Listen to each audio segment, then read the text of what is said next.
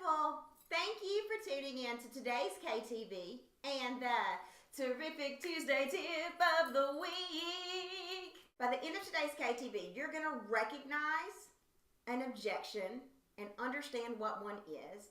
And you're going to have the first two steps to overcoming those client objections or potential client objections and increasing your revenue and results and creating raving fans. So let's jump in.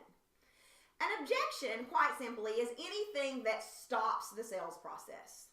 So think about you're on the phone having a sales consult or a mini session or whatever, and you've just told your potential customer about your amazing product or service that's going to change their life, their business, their health, their weight, their family, their whatever.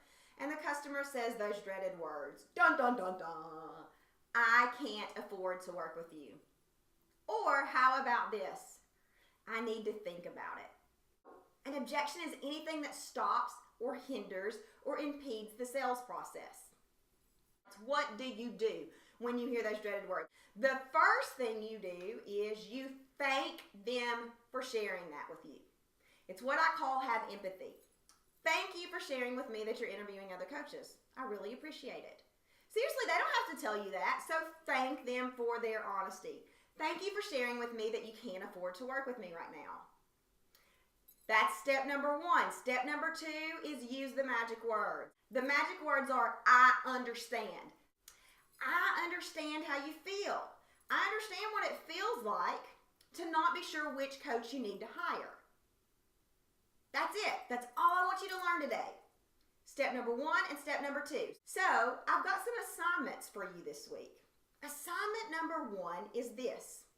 I want you to begin to listen to your conversations with your potential customers and recognize when they're giving you an objection. This is not hard.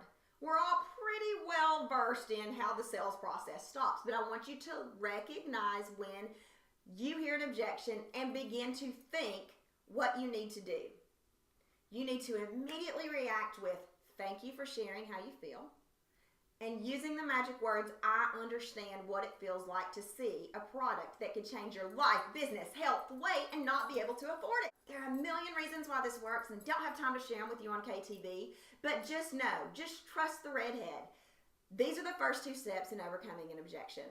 Next week, you're going to learn the final two steps, and then you're going to have the formula that you can use every single time for overcoming an objection. Your key takeaways for today, what I promised you were going to learn is how to recognize an objection, and we checked the box on that. And the first two steps in the authentic selling process for overcoming objection, and we checked the box on that.